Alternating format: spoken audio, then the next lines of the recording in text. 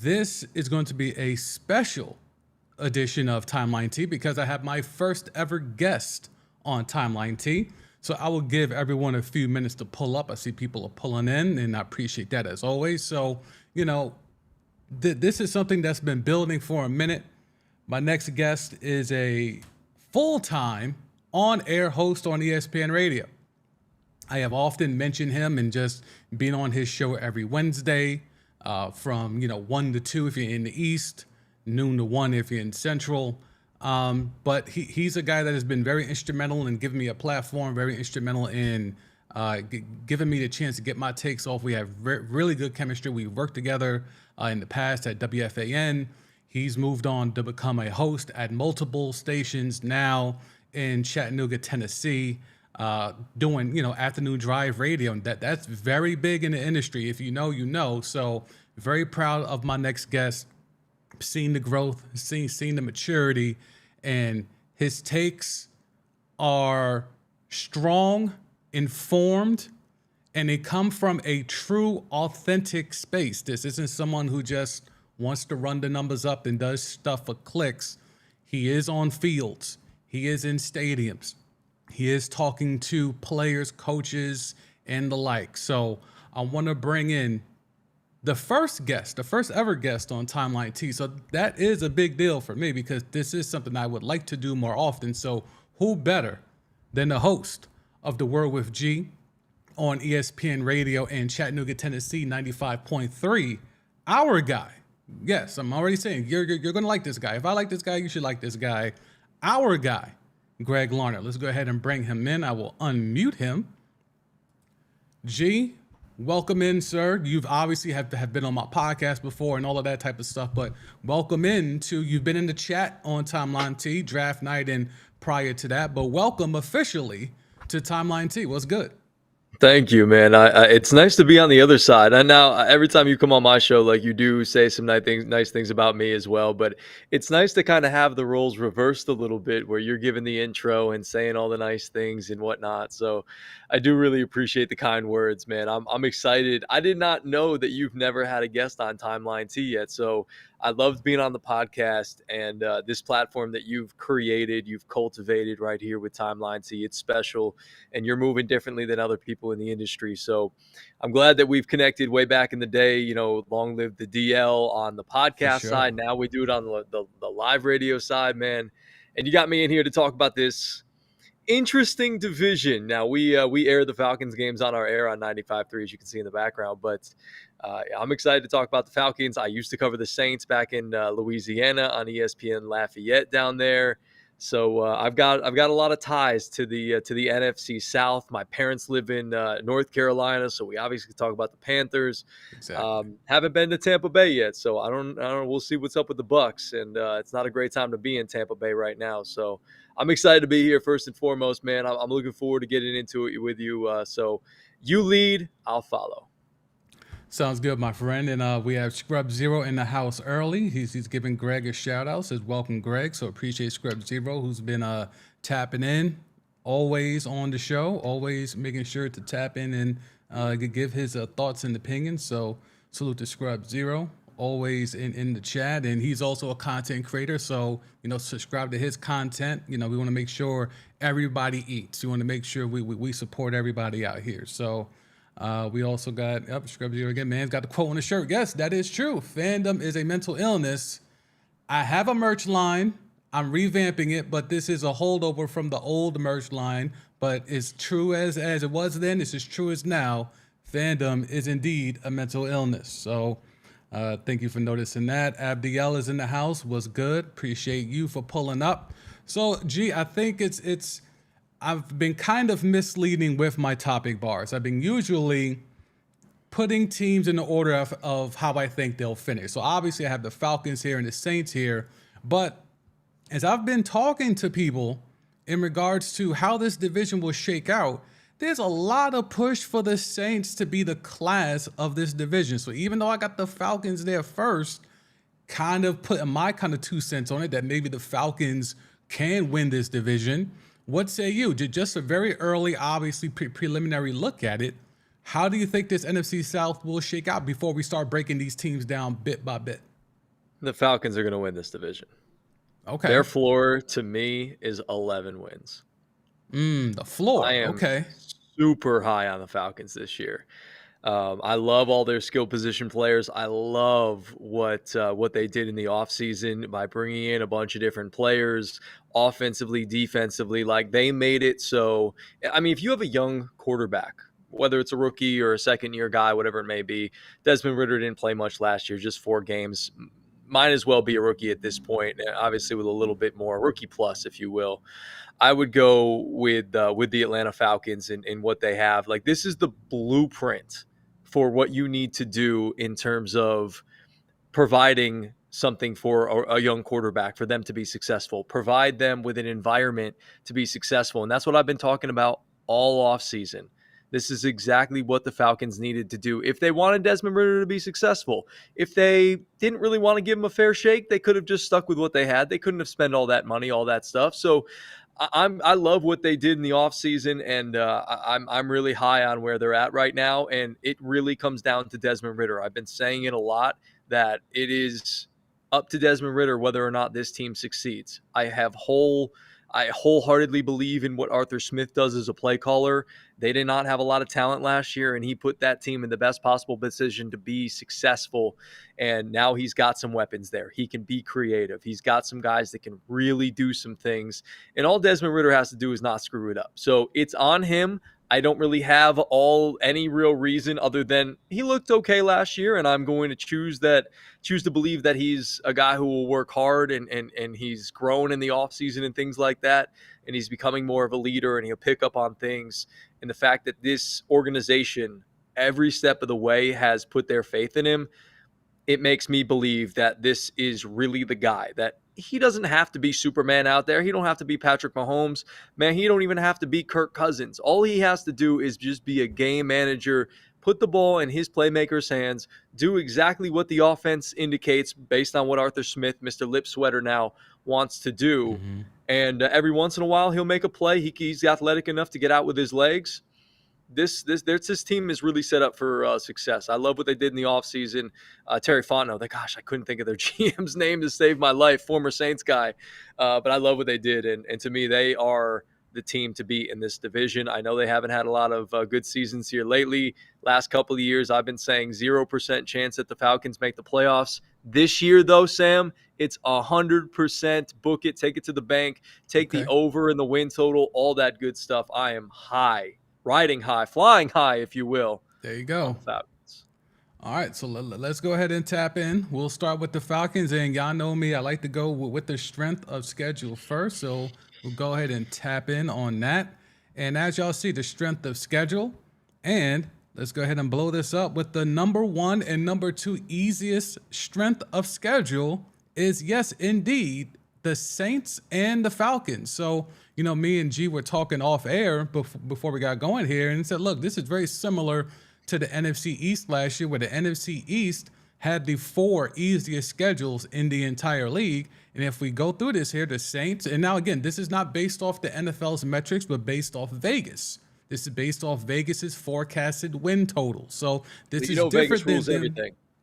Exactly. So that's why I lean more towards this than what the NFL put out, because you might see some differences there. But if you go through this, you're looking at 1, 2 Saints, Falcons. Then you have the Panthers there at 4.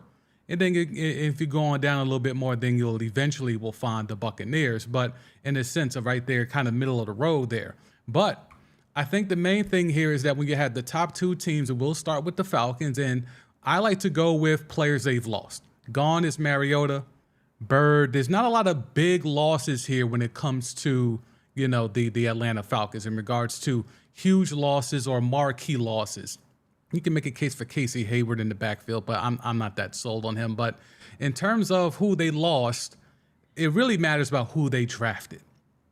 Obviously, Bijan Robinson is going to be a playmaker. And me going over my research in the last couple of days leading up to this is that I've heard the Falcons are going to try to do some positionless football, a la the Warriors with positionless basketball.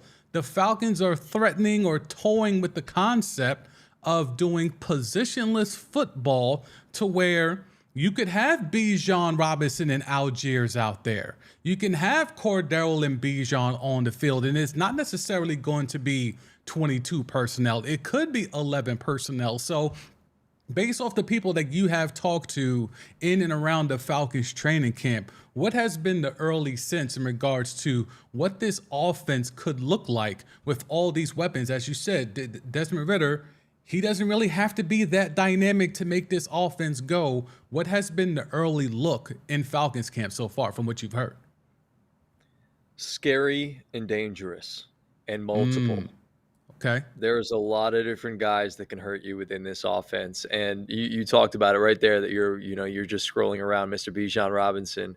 You were super high on what he can do, and the Falcons drafting him. I wasn't as sold on it, but now that they've done it and you see just sort of the luxury, and I get the move now after all of the offseason additions, everything that they've done. If there was sort of a different necessity there at 7 when they picked Bijan, and they hadn't made all the moves that they made this offseason, I would have said, maybe you could have used something else here or there, but they really filled all of their holes and all of their gaps during this offseason with the free agent acquisitions that at this point you were kind of drafting from a luxury position. And the fact that they did take Bijan Robinson with how the running back room is being sort of devalued all across the NFL right now, this man is more than just a running back from what I hear. He is going to be a guy, like you talked about, positionless. He'll be in the backfield.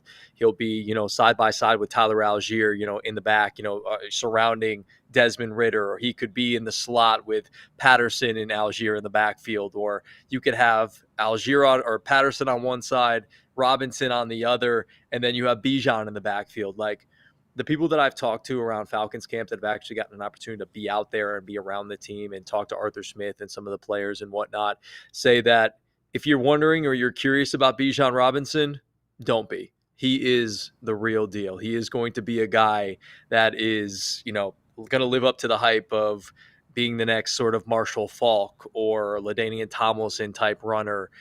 He is the real deal Holyfield at this point, and everybody's super excited about him. He's going to hit the field this Friday, I believe, when they play the Bengals, if my memory serves me. He'll hit the preseason field for the first time as a professional, and I know everybody here in Atlanta is super excited to see him play, and I, Sam, personally can't wait to see how Arthur Smith deploys all of these guys, because it's not just the 3 running backs. Now, that is their bread and butter. This is what's going to help Desmond Ridder a lot, because you can utilize the play action in a big way with a guy like Tyler Algier, who had 1,000 yards rushing last year, and he didn't even play the entire season. You can have Cordero Patterson, who can run the ball. He was a receiver. He's a kick returner. He can be dynamic, and maybe he can focus a little bit more on that aspect as he ages a little bit. And then you got Bijan, who can literally just do everything. Drake London on the outside, and they bring in Jonnu Smith. Kyle Pitts is back, healthy, hopefully this year, and hopefully we'll see him score more than like 2 touchdowns in a season with somebody decently competent throwing him the football. And that was really the big thing. Like, you could see the concepts were there with Arthur Smith last year. It was just Marcus Mariota couldn't deliver the football on time, where it needed to be and when it needed to be there. And you're hoping that Desmond Ridder can just do that. Again, doesn't have to be special, just can do that. And I like the fact that they brought in Taylor Heineke. I don't know if we were going to talk about that next, but he's a guy that's a veteran in case Desmond Ridder isn't truly ready for the limelight, and they might not, have a long leash on Desmond Ridder. It might be a short leash and saying, okay, if you can't execute this offense, we got a veteran guy who's been there. He's done it a little bit in Taylor Heineke, and maybe it's you go with him, or maybe you sit Desmond Ridder down for a couple of weeks and kind of let him catch his breath a little bit. Then maybe you try to go back to him. We'll see what happens, but I do believe in Desmond Ridder, and I love what this team can do. And, you're about to kind of scroll over another guy there with Mac Hollins. That was a very underrated signing that I think they had this offseason. He can come in as a big body receiver and kind of be the number 3 behind London and Pitts in terms of wide receivers. So there's many different things the Falcons can do here, and I can't wait to see what Arthur Smith does and how he utilizes everybody, bro. Yeah, I think, to your point, my only concern actually is Desmond Ridder. And, I felt if the Lamar thing could have happened, I know Arthur Blank was very strident against the concept of bringing in Lamar, but To me, I felt that Desmond Ritter, what he got 4 starts at the end of last year. Like, I really didn't feel like I saw enough to feel like, okay, we're going to hand this guy the keys. Now, if you would have told me, Sam, don't worry about it, we're going to overload him with so many weapons that it's not going to matter whether he's a star QB or not, then maybe I would have fell back a little bit. So maybe Arthur Blank knew something that we obviously didn't know. But to me, while I think Desmond Ritter shouldn't be, I don't think he'll be elevated to a star status, even if he plays well in this offense. Do you think he has the competency to do the throws? The main thing to me is he's not the biggest guy. He doesn't have the strongest arm in the world. Do you think with Ritter, which you mentioned, Drake London, Kyle Pitts, and Bijan, who can burn people off the line, so there could be a lot of wheel routes where he's going to be open down the sidelines deep. Can Desmond Ritter drop it in the bucket on the sidelines for those types of routes? Well, look, I mean, dude is 6'3", 207, so like he's big in stature. He'll be able to see over that line. He'll be fine there. And I hear it's sort of a work in progress, but he is progressing, and we're going to see him play. We didn't see him play in the first preseason game. It was all Logan Woodside for the entirety of the game. But we will see, from what I'm hearing, we will see Desmond Ritter. We will see Taylor Heineke. You know, I don't know how much we'll see of Logan Woodside. I don't really care to see any more of Logan Woodside. Mm-hmm. But yeah, I do believe that Desmond Ritter will be able to do those things. Now, again, will it be perfect? Will he hit every single throw? No, he won't hit every single throw. And there might be a little frustration from Falcon fans every once in a while if he has a bad pass to Kyle Pitts. Like early in the in training camp, you saw there was a viral video by one of my guys, Kevin Knight, who covers them for the Falcoholic. Shout out to Kevin. He does a great job. He took a video of Kyle Pitts running a route, beating his defender, and Ritter delivering the ball behind him. And then Falcons Twitter just went absolutely insane. Like, oh my gosh, here we go again. Another incompetent quarterback who can't deliver the football to our playmakers, who can clearly create separation and space. But again, it's a work in progress. That was like literally like the second or third practice that happened. So Falcons Twitter, I would pull a line from my guy Aaron Rodgers and say, RELAX. Relax. This guy is going to make some mistakes. I promise you he will. He's not going to be perfect. Like Sam said, he is not a star quarterback. He's a young quarterback who's going to be getting his feet wet in the National Football League with a lot of really good pieces around him. It's going to take a little bit of time for him to be as good as he's going to be in the National Football League. I don't think we'll see the best version of Desmond Ritter this year in terms of his playing career. But again, they've helped him out in a big way. Terry Fontenot and company did by bringing in all these different pieces to help him be successful, because you're taking the burden off of him.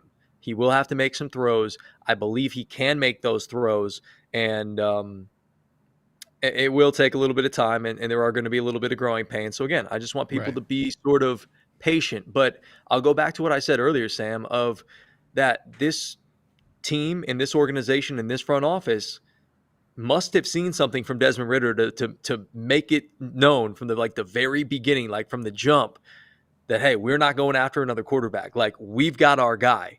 I wasn't wholeheartedly sold on Desmond Ritter coming out of the draft, but you know, he's better than Marcus Mariota, and he's grown on me since he's been here. And you mentioned he didn't do anything special in the 4 starts, but again, I don't think he needs to do anything special. If he does what he did over those last 4 starts and progresses a little bit with the elevated playmakers around him, the Falcons are going to be just fine. And we haven't even talked about the defense yet. Yeah, one last thing on Ritter before we slide over to that defense. I guess my only concern is that, you know, I remember coming on your show last year and saying, look, I think the Falcons low-key could be a wild card team. And they seemingly had so many winnable games that they choked away late, especially in the second half of the year. And it just seems like I'm not sure if Ritter makes them that much better. But again, if we're just leaning on the weapons, but see, the thing about it is, and we saw this a little bit with Brock Purdy being thrust in there with the 49ers and having all these weapons, and it looks seamlessly because he's just hitting open guys.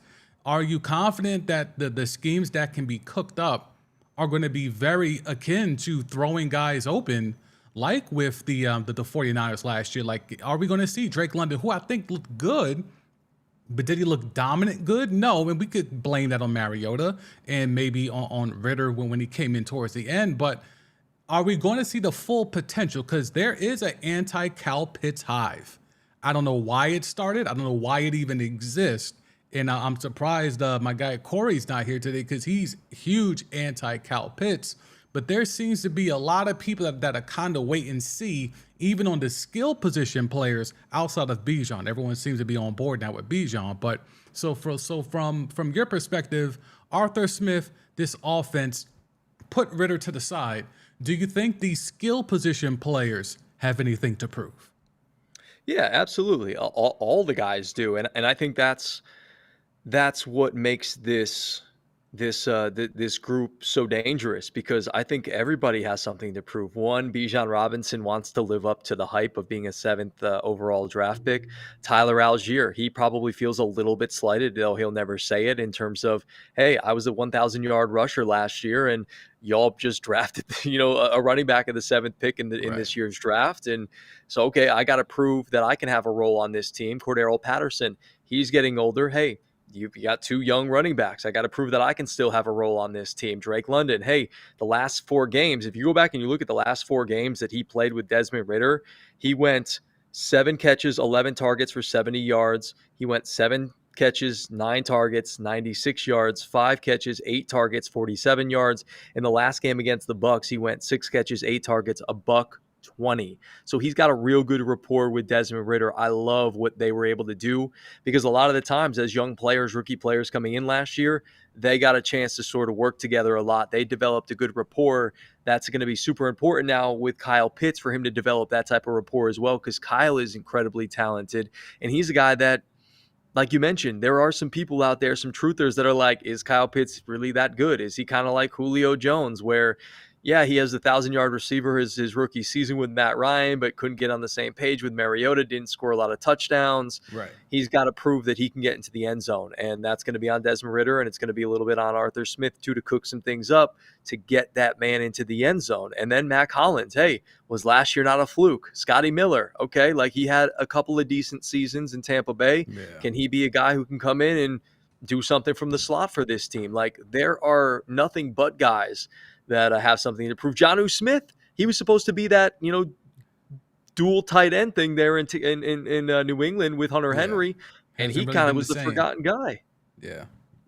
He hasn't been the same since he was in Tennessee. So he's now reunited with his old guy in Arthur Smith, where they were both in Tennessee. So there is nothing but guys that are looking to something to prove within this team. And we haven't even talked about the offensive line yet. To me, that unit is going to end up having they're going to be a top 5 unit this coming season. Like, no doubt about it in my mind. Yeah. Oh yeah. Chris Lindstrom is legit. I love Chris Lindstrom. Dude just got paid. The offensive line is going to vault itself as a top 5 unit this coming season. I know they're good at running the ball. I mean, yeah, in terms of run blocking, but you think even on the pass blocking they'll improve? Because it seemed like Mariota at times was under duress. Yeah, I do believe that they'll improve from a pass blocking perspective as well. It's just going to be different, because I really don't believe that defenses are going to be able to send as many guys as they were last year. Now, and I don't believe that teams are going to be able to get home with 4 pass rushers this coming season, because it's going to be on Desmond Ritter. And I believe what they're going to try to do with Arthur Smith is, hey, let's not get this young kid rattled. Let's just get the ball out of his hand quickly. Again, let's get it into the playmaker's hands. Now, that's not going to be the case every single time, because they are going to want to take some shots and some things like that. So you will see some sacks, and you'll see Desmond Ritter kind of having to maneuver outside the pocket. But I really want to watch and see his development and his footwork and his eyes, his vision as a quarterback of, hey, can he stand in the pocket when things are going crazy around him? Can he stand in the eye of the storm and deliver a ball where it needs to be? That, to me, makes the quarterback position the hardest position to play in all of sports, to be able to do that, where people are constantly coming at you, trying to take your head off, trying to kill you literally. maybe not literally, but figuratively, Right. and be able to do that. I do believe Desmond Ritter will be able to do that. I believe that offensive line will take a step forward this year and will be better pass blocking because, again, they have so many more playmakers, and Desmond will be able to get out the ball out of his hand. The defenses are going to have to respect that. They know they want to run the football, so yeah, I'm just very high on everything the Falcons have done this offseason. And as we've talked about, it really hinges on Desmond Ritter for their offense. Okay. So look, I love that analysis. Love the confidence in the Dirty Birds. We'll hit the chat real quick. Scrub Zero. Still can't believe the Falcons signed Mariota last season. Yeah, that was a really it was a weird thing with the whole Matt Ryan out of there, and it kind of was left holding the bag there last minute. That was what rough last year. So I don't think that was weird. I don't think that was a No? weird signing. Okay. I think that was I mean, it made sense. Look, Arthur Smith was just looking for somebody to sort of transition away from Matt Ryan. He's like, look, I was in Tennessee with Marcus Mariota. We're comfortable with each other. If there's somebody that's going to be able to resurrect his career, I should be able to do it. If he can be resurrected at this point, we give him a shot. You mentioned it earlier. They were in a lot of games last year, and Marcus Mariota proved, hey, look, just not ready for the limelight once again. And No. proving to everybody that he's more of a backup quarterback than a starter. He can come in and he can run an offense fine. He wasn't horrendous last year, but he wasn't a guy that's going to take you over the top. Now, if you put him in as a quarterback for this current team, again, I'm sure they would be fine. Like, they'd probably be better than last year, but Right. you need somebody that has the potential to be really good. And I think Desmond Ritter potentially can have that. Like, we don't know the ceiling for Desmond Ritter, but we know the ceiling for what's his name, for Desmond, Marcus or for Mariota. Marcus Mariota. Yeah. Yeah. Yeah, I agree with that. I think the main Thank you, thing Magic for me Man. was that like we all kind of knew Mariota was washed. We all kind of knew that he wasn't the answer. I guess from my POV, it was like that team actually could have not that they were going to make noise in the playoffs or anything like that, but just from the simple standpoint of I actually think they could win some games, and that division wasn't that great last year, and they didn't have the easiest schedule in the league. So it's like now you assume you give them more competent QB play. Bijan, as we're about to talk about, a on paper improved defense. Sky should be the limit where they should be the class of this division. But let's transition to this defense. Me and you spoke about it on your show, The Word with G, on ESPN Radio out there in Chattanooga, Tennessee, 95.3. Can I And say one thing? sure, go ahead. Okay, so the one thing I will say when it comes to the signing to Marcus Mariota and that move and the whole thing, before we get to the defense, Hmm. for me, it was sort of the perfect storm. You mentioned, like, hey, look, if they'd gotten a more competent quarterback, they could have been good enough to, potentially, get into the wild card, spot, get a wild card spot, or sneak into the playoffs, whatever it may be. But I thought it was a smart strategy on the Falcons front office part. Like, they knew they would have a lot of money going into this, past, off season. So they said, okay, we're going to get an inexpensive quarterback, a guy that the head coach is comfortable with.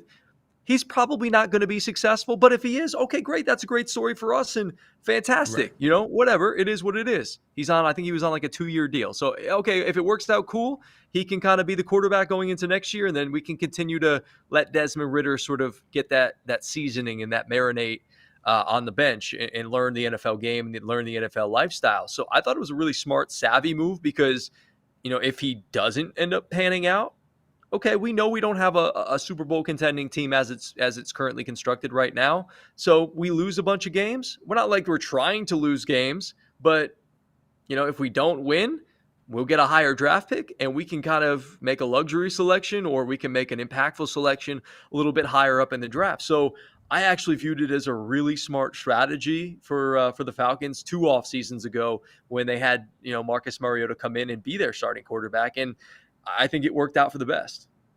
No, for sure. I mean, it was certainly beyond time to let Matt Ryan go. So yeah, it makes sense to pair, Mariota with his old coach. So no, for sure. It certainly right now it looks like it was a stroke of genius. Pause. But I think the defensively is where I'd like to go to next because just yesterday we were speaking about the potential improvements of this Falcons defense. And, you were partial more towards the backfield, the back four with your guy Jesse Bates coming in on free agency. And we could talk about Okuda. To me, I'm not that sold, but on paper, it looks to be an improvement, barring injury, which he's already had some nicks and knacks already. But in regards to that D line, Grady Jarrett is no longer isolated on an island. He finally has help in the form of Calais Campbell.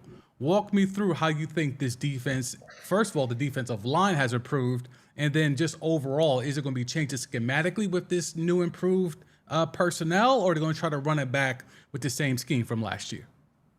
No, it's going to be a new scheme this year because they have a new defensive coordinator. Like I Good. love the old school mentality of Dean Pease last year. Like he got a lot out of that defensive unit, and there were times in which AJ Terrell was hurt, obviously a Pro Bowl cornerback, and then Casey Hayward, who was a former Pro Bowl cornerback. Like those two guys weren't on the field for a good chunk of the season last year.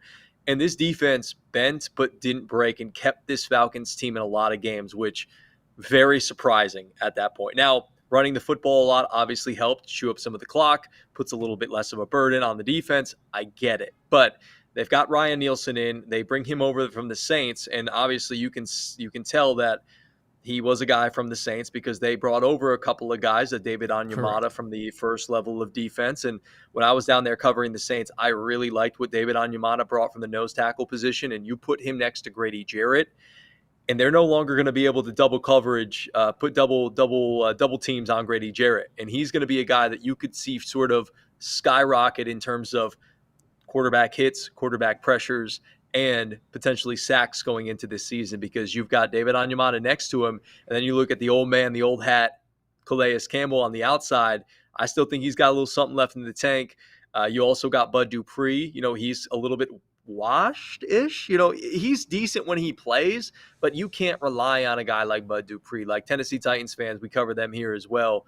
They'll tell you, like, look, Bud Dupree was not worth what they paid him. Obviously, he was fine when he was on the field, but he wasn't at all worth the money that they paid him. Now the Falcons are paying him pennies on the dollar, and he'll be a great value for them. Again, a guy that you're not going to sit there and rely on to get 12, 15 sacks in the season, but he gets 6, 7 sacks. You get Calais Campbell gets 6, 7 sacks. You have them teach sort of the younger guys and a Zach Harrison and an Arnold Ebiketie, a TQ, Taquan Graham, like guys like that. And I think it's going to be great not only for this defensive line, but also the linebacker spot as well. They just cut one of their starters from a year ago this week in Michael Walker, who signed with your former team, the Chicago Bears. And Yep. that's how much they think about their linebacking core in terms of Dupree, Caden Ellis, their second-round pick from last year, Troy Anderson, and then they brought back Lorenzo Carter, who was a nice addition for them at that linebacker spot as well. And then they've got some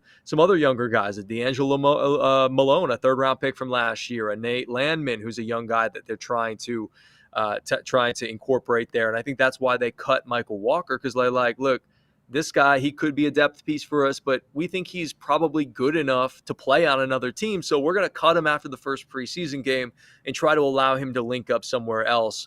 We just don't really see a future with him. We like some of the younger guys, and we have our starters kind of locked in there. So I like what Ryan Nielsen's going to do. The problem for the Falcons has been their pressure the last couple of seasons. They can turn up the pressure a little bit, and now they've got some of the personnel to be able to do that. And Ryan Nielsen, with his scheme, they'll probably be able to do that as well. Because you look at the Saints the last couple of years, they're a team, especially with a guy like Cameron Jordan, that's been able to get after the passer in a big way. Well, that was going to be my next question because also with those Saints teams, they like to blitz and apply pressure. So is that something that you think that'll be carried over? Yeah, I do wholeheartedly believe it will, and it should be, because you get pressure in the National Football League and you're able to affect the opposing quarterback. That's really how you have success on defense. So like I mentioned, Grady Jarrett's he's going to have some help there with David Onyemata, and they're going to send some guys. They're going to get creative, whether it's AJ Terrell coming off the side, or it's a Richie Grant who can fly in from the safety spot, or Jeff Okuda, who you mentioned, you're not sold on. I'm not wholeheartedly sold as well. He was obviously a really high draft pick with the Lions, but Right. you look at him as a guy who the problem for Jeff Okuda, talent's not a problem. Him staying on Right. the field has been a problem. So if he can Skill set get is on there. Yeah, the skill set is there, and Yeah, he's a guy who just hasn't had a lot of game time. So if you get him some more game time and more game reps, and he's actually able to stay healthy, I think that could have been a steal of a trade for this Falcons secondary. It was like a low risk, high reward type move for the Falcons. right. If you can get the true talent out of Jeff Okudah, who again sometimes we know maybe you just need a little change of scenery. Detroit's not I haven't really spent any time in Detroit. I've been to the airport, I believe, but it's cold, It's not it's much there. weary. Yeah, there's not much there. I mean, I get it. It's Motown, the whole thing, but like maybe a change of scenery, getting to, the cold, going from the cold to the hot in hot Atlanta, that really can make a difference for a guy like Jeff Okudah. Yeah, I think the back seven or the back four in this case, locking in on the secondary is kind of where my concerns are. Like you mentioned, I think they fortified the front line by giving Jarrett more help. So I think that was imperative, and I think they've hit home runs on paper in that. We'll see how it does in execution, but on paper they have definitely upgraded all the way around on the D line. So I'm happy there. This back four though, Jesse Bates comes in. I wouldn't say a big time free agent, but certainly a notable free agent familiar with the system. The defense last year, as we see here, the defense did the opposite. They tightened up in the second half. But prior to that, they were giving up a lot of yards and a lot of points. So basically a tale of two halves when you're looking at the Falcons defense. From what you saw last year, was it more of a secondary issue or of a front line? It seems like you said front line earlier, but was it more of a DBs having issues thing because there's no pressure on the ball, so they're covering guys for 6-7 seconds, and we know how that is. So was it more about the back four or the front four as the Achilles heel last year for the defense? If you're gonna make me nitpick, because honestly, I could say every level. Like they Wow. weren't Okay. great at any level. Like they were just Gotcha. probably a little below average at every level. And I just felt so bad for Grady Jarrett. Like, dude is incredibly talented, and he had no help up front. Like Right. you look at the linebackers and the guys who were rushing the passer last year, and it was putrid compared to what they have now. Like there was really nobody there. There really wasn't a lot of help. There wasn't a lot of big name players. There wasn't a lot of help there for AJ Terrell. And I already mentioned, look, they tried to bring in Casey Hayward, obviously from the Raiders, and he's kind of older at this point, and he got hurt and really didn't play a whole lot last year. And that was a big problem for this secondary. And then AJ Terrell goes out, and they got young safeties back there, and every level for this Falcons defense just, again, they just weren't that good. Like they made do with what they had, and again, that's why I'll always look back on that 2022 season and give Dean Pease a bleep ton of credit, because he made the most he could out of that defense with a lack of skill there. But now Ryan Nielsen's got guys, he's got dudes, he's got talent, he's got names, and it's up to them. I mean, it's up to him to obviously devise a scheme and put his players in the best possible position to be successful. But it's also up to the players now to execute. Like they've got the talent there at every level. I'm a little bit skeptical about Troy Anderson. People love him. Mm-hmm. I need to see a little bit more out of him, to be honest with you. I didn't think he was fantastic in coverage last year, but I do Okay. really like Caden Ellis at the linebacker spot. I watched him play a little bit with the Saints, and I like what he was able to bring to the field. I think he'll be a nice addition there.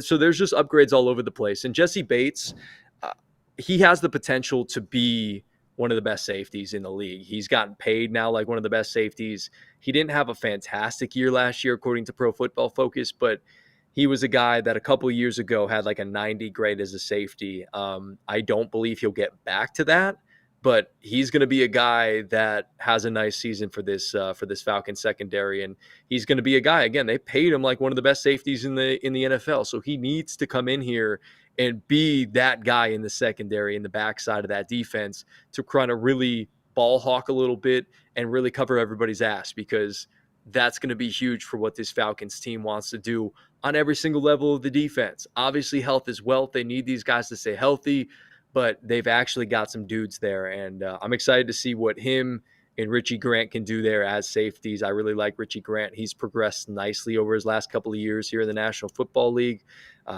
So I'm excited to see what this team can do. And if you want to talk win totals, Way over. Way over. Okay, so the line Way as over. of this month, 8.5 on the Atlanta Falcons. So as you see, that is kind of a heavy favorite, minus 145 there. They're trying to entice people to take that under. So with, the second easiest schedule in the league, the Atlanta Falcons at 8.5. The Word with G's own Greg Larnard is on the record saying way over. I'm going to go ahead and co-sign that and go with the over, but I don't like this number. If I could find it a little bit better price, the minus 145 is a little bit too rich for my blood. If I could find it in the 130s and the 120s maybe, I would hammer that quick, fast, in a hurry. So both of us going with the over. What say you? Live in the chat, or if you're catching this on the replay, in the comment section, make sure to drop that. I see Scrub Zero tapping in. Scrub Zero, he has the over for Atlanta as well. So we're all sharing the brain with this one. So far, 3 people locked in on the Atlanta Falcons with the over 8.5. All right, so now the team with the actual easiest schedule in the league, the New Orleans Saints. This is a squad where it's feast or famine to me.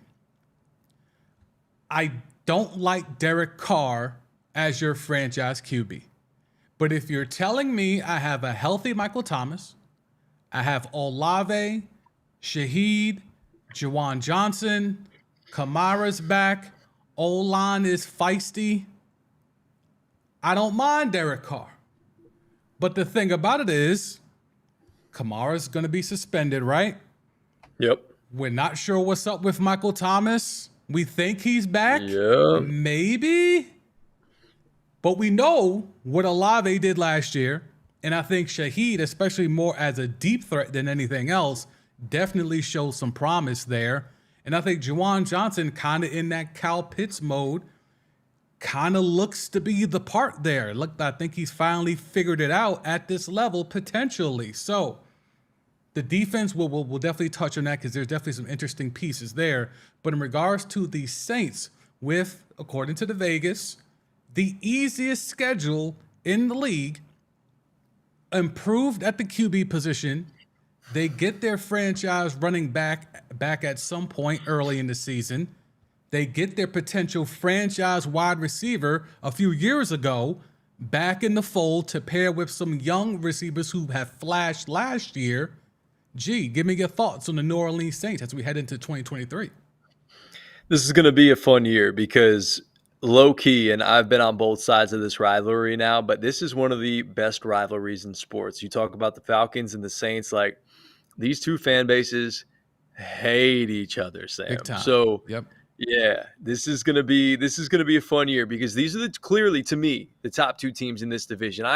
People are thinking, oh, like it's exciting and Bryce Young and it's cute there, yeah, this young team and Frank Reich and all that. But I'm not buying the Panthers. I'm not buying the Tampa Bay Bucks this year. It's the Saints and it's the Falcons. They're the 2 teams that are going to compete for the top of this division. And you could sit there and say, Derek Carr's, better than Desmond Ridder. Sure. He's got a better track record and things like that. But at the same time, we thought Derek Carr had tons of weapons in Las Vegas, right?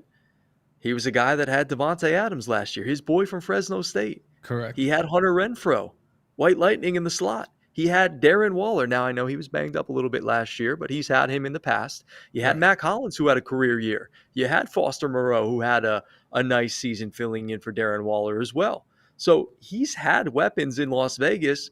He hasn't made it work there. The common denominator to me is Derek Carr.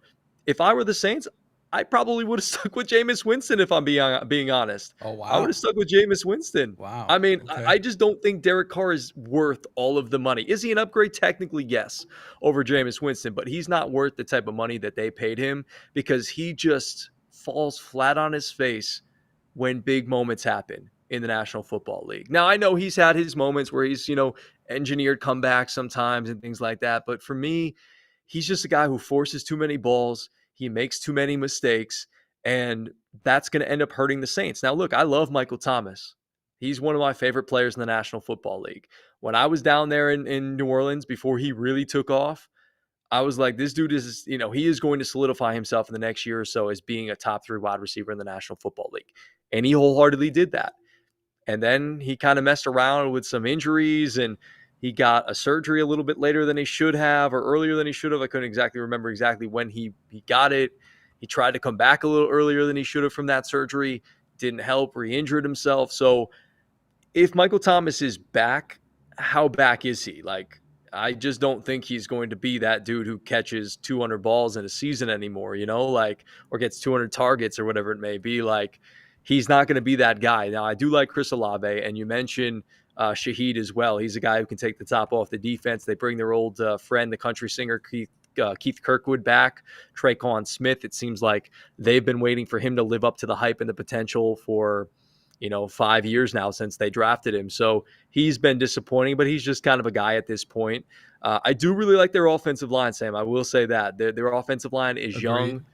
They're experienced. I really like what they've really put some draft capital in that offensive line. So I like their offensive line a lot. You mentioned the tight ends as well. Juwan Johnson, everybody's talking about him potentially being a breakout. And they've got Foster Moreau, again, blocking tight end. Don't see him really taking a ton of the targets away. Taysom, right. I love Taysom Hill. He'll be a guy that they'll line up all over the place. They'll use him at quarterback, wide receiver, running back, tight end, whatever it may be. Kick returner, I don't care. He'll do it all, which I love. And then they brought back Jimmy Graham. And now I'm not sitting here and I'm saying like, yo, Jimmy Graham, Saints, he's going to have a resurgent type of a season. Like, I'm not thinking that, but it is kind of a cool story for all those Saints fans that loved Jimmy Graham back in the day when he was complaining about how he wasn't making enough money and how he should be categorized as a wide receiver instead of a tight end. But that's neither here nor there. That's in the rear view mirror, as they say. And then they bring in a guy like Jamal Williams, former Packer great. Dude had like 12 touchdowns last year for the Detroit Lions. On the goal line. Yeah, monster in short yardage. Yeah, monster in short yardage situation. He catch the ball a little bit out of the backfield as well. Sure. He'll be a guy who will fill in fine for Alvin Kamara until he gets back. So yeah, I like their offense. It's pretty decent, but to me, it just doesn't have sort of the ceiling that I think on surface a lot of people will expect it to have. Be that as it may, though, do you think the Saints are a safer pick because Derek Carr is a proven commodity, albeit, we're not saying he's a star, but he's a known commodity. We know his weaknesses and his strengths, whereas Desmond Ridder, we're assuming he's going to take a step. We're assuming he'll improve in certain areas to improve with the talent around him. Do you think with now a healthy Michael Thomas, again, another guy who we know what he's going to bring if he's healthy, Kamara, when he comes back from the suspension, we know what he's going to be. And now off of last year, we know what Olave, Juwan Johnson, and Shaheed can do. Are the Saints a safer pick? Because the biggest question mark on the Falcons is Desmond Ridder, whereas the Saints, I don't think you have that type of question mark at any position on both sides of the ball. In reality, they're probably a safer pick, but again, I just don't trust Derek Carr as far as I can throw him. It's sort of the same reason why Josh Ridder more. I kind of do, because I don't think he's a guy who's going to turn the football over a ton. I just don't see him being a guy who's going to turn the football over 15 times on the season.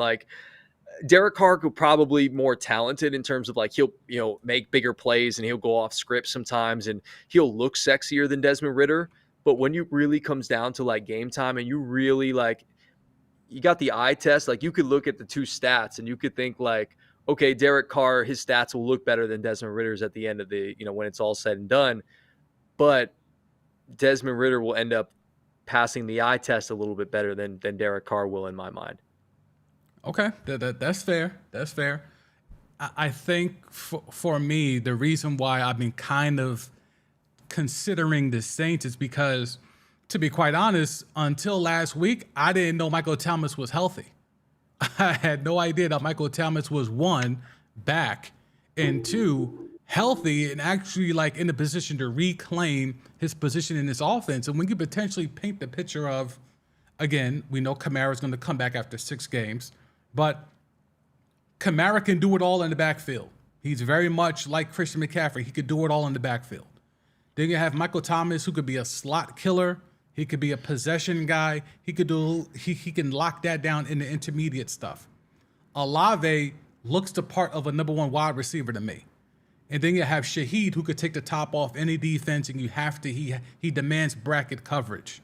And then you have Juwan Johnson, who could do seam stuff. He could do jump ball stuff. He could be a dynamic weapon. Derek Carr, as you mentioned, has had weapons with the Raiders prior. I don't think he's had this, though. Like, I think, to me, it's an upgrade. Now, there was rumors of Carr waiting on the Jets, and the Jets, deservedly so, said, we're going to wait for Aaron Rodgers before we're going to figure that out first before we come to you, Derek Carr. But Derek Carr might have gotten into a situation that's the best suited for him, because I think in a dome, protect that arm, because that arm's not the greatest. And now you have Michael Thomas, Olave, Juwan Johnson, Kamara, Shaheed, a really good offensive line, and an offensive line that took some years to gel with some draft picks that they've used a lot of capital on. I think this Saints offense with Kamara, so we'll have to wait till week 6, week 7 for that. But with Kamara in the tuck, this is a top 5, top 10 offense in the league. So if we're comparing that to what we might see, and again, we're using might, with the Falcons, because it all hinges on Ritter, to me, it's like, not only is it the safer play to think of the Saints to be the potential ones in this division, but you also have to feel like they might just be a better team, even on both sides of the ball. Am I reaching there? I think you are. Like, I'm just not very high on the Saints, and probably our guy Paul, like back in Louisiana, would really get on me, and all of those guys, Jay and all those Saints fans that you used to talk to in Louisiana would probably get on me. But like, I think you also have to think about who the coaches are. Like, the offensive coordinator is Pete Carmichael. Like, he just kind of rode Sean Payton's coattails along the way, and okay. I just don't think he's as creative or as good of a play caller as Arthur Smith is, and I don't wholeheartedly trust Dennis Allen. I think you're giving Derek Carr way too much credit. I thought he had really nice weapons in Las Vegas and Oakland before that, and he really couldn't make it. So, like, did he though? Did he though? Come on, did. Now. He had Devontae Adams for sure, stud. Pause. Josh Jacobs, leading rusher in the league. Darren Waller was trash last year. But in years past, he's been amazing. Right, and Carr was the QB, so he worked well with them, but he didn't have a number one wide receiver. How much they win? It's kind of been incomplete. He's never had a total offense like this. I mean, it's a reason why the Raiders went out there and got Devontae Adams, because they didn't have a number one wide receiver prior to that. Is this a total offense? Now it is. If you're telling me Michael Thomas is back. If you tell me Michael Thomas is like Michael Thomas from 2019, yeah, okay. This is probably one of the best offenses that he's played in, but I don't think Michael Thomas is going to be that guy anymore. He's got 3 receivers, a tight end, and a dynamic running back, and a good offensive line. That's a total offense. Yeah, I'm not sold on it. Like, I don't think Alvin Kamara is as good as he was in the past. Like, I think he's clearly fallen off. Wow. Okay. I'm not super sold on Juwan Johnson, like, as being an all-world type of tight end. Like, Chigakonku, to me, for the Titans, is a higher upside than Juwan Johnson. I do love Okongwu. And I love Michael Thomas, but I don't believe him. I like Chris Olave a lot. Like, to me, that's the guy there now in New Orleans. And Shaheed, yeah, he's fast, and he had some nice moments last year. So, like, cool. But yeah, I don't believe in Derek Carr, and I don't believe that this team will be able to be as creative as they need to be successful. Again, they could have saved money and had Jameis Winston as their quarterback, and I probably would have been as high on them. I mean, okay, so to the Kamara point, I just want to bring it up to you. Okay. 1,300 yards from scrimmage in 13 games. The 13 starts. Yeah, but look at the touchdown production. Like, he's fallen off big time. He had two rushing touchdowns, and then he two had a couple receiving touchdowns. Yeah. So, like, to me, like, I don't know. He just hasn't been able to find the end zone like he once was. Like he's super dynamic. He's got great balance, all that. Like he is a flash in the pan type running back who can catch the ball out of the backfield, and he can. No, I'm not saying flash in the pan like he was I'm like about to say, like good one. I was like, No, no, no, dang, no, are we no, really killing no, no, Kamara no, right no, now? no. No, no, no, no, no. I like Kamara. I think what he does is Okay. special for sure, and he's a Tennessee guy, so I'm not going to crush him. You know, I'm a now Vol fan, so Right. I can't do that. But I just don't believe he'll ever get to his peak again, which was in 2020 there, where he had 900 yards rushing, 16 touchdowns, and then Yep. 107 targets and 800 yards receiving and Right. 5 receiving touchdowns. Like Right. those years to me are behind him. I still believe he Okay. can have some nice years. I do. To me, I just don't. Again, I just don't trust Derek Carr. Like something in me is like he's a guy that is not going to allow you to win a Super Bowl. Like he is not a Super Bowl winning quarterback. He's not a guy when all the pressure's on that he is going to be able to deliver for you. Like my uncle is a Raiders fan. We talk about him all the time. He trashed Derek Carr. Derek Carr was never the same since he got hurt during that MVP year he was supposed to have, missed the playoffs. He's never been the same really since then. I mean, I'm certainly not sitting here saying the Saints can make a run to a championship. Like the Saints are not winning a Super Bowl. There's too many other stacked teams. You know, The Falcons have a better chance to win a Super Bowl than the Saints. I mean, if one team has 5% and the other is 4%, like I guess we can make like I guess the team with 5 is higher, but I mean, you know, I think neither one is like a real threat. Like they'll come out in terms of winning the division, so they'll be in the playoffs. But I mean, in terms of advancing to the championship game, no. I mean, I think this conference is still clearly between San Fran and Philly to me. I mean, look at this guy. He's a loser. I mean, Like he never has winning seasons like 10-7, 12-3, like 8-8. Like it's just very uninspiring. I don't believe in Derek Carr. Like I'll take the upside potential of a guy like Desmond Ridder and what that offense can be in positionless football. That gets me more excited than seeing what the Saints are trying to do in New Orleans. Like again, you spent all that money on Derek Carr. Who should they have gotten then? I mean, the thing is stay with Jameis Winston and spend your money elsewhere. You can't do that with Jameis. I'll die on that hill with Jameis 30 Winston. for 30. Like, come on, now you can't. Yeah. You can't do that with Jameis. If you have this roster trying to win, that's improved on both sides of the ball. With assuming you're gonna have Michael Thomas back to that 2019 form, I can't give him Jameis Winston. Like Michael Thomas ain't do all that rehab to come back to be with no damn Jameis. Like he had to come he's back. Gonna come back to be with get Derek a real Carr. QB. A real QB. A real QB. Derek Carr is better than Jameis QB. Winston. As much as I was at one point in time pro Jameis, pushing the agenda for Jameis, I learned that 30 for 30 was enough. It was the best and the worst of Jameis. So it was. I was off that train after that. It was. But I no, get it. Look, clearly Derek Carr is better. I just don't think he was worth all of the money that the Saints paid him. Like, maybe they could have went in a different direction if you don't want to go with Jameis Winston. I'm trying to think of somebody else that they possibly could have tried to go out there and lure in. There was a lot of good QBs. Heineke? I know. You want them to hand the keys to Heineke? Like, no, not Taylor Heineke. Oh, that's the thing. Gosh. I don't know who you go get. And the draft pick was, I mean, they could have maybe in the draft taken somebody, but somebody high up, but because they ended up drafting the QB, right? Didn't they get not Hooker, right? They don't have Hendon Hooker. No, Hendon Hooker's on the Lions. They drafted somebody, I believe. I could be wrong. Who? The Saints? Yeah, the Saints. Didn't they draft the QB? Jake Haener. Okay. All right. 4th round pick last year. I don't even know where he played college like ball. I know anything about him. Fresno State. Okay. Dude looks like he weighs 160 pounds, and he's still in high school. Derek Carr probably might have put the call in, like Derek Carr out here on draft night, Coulda.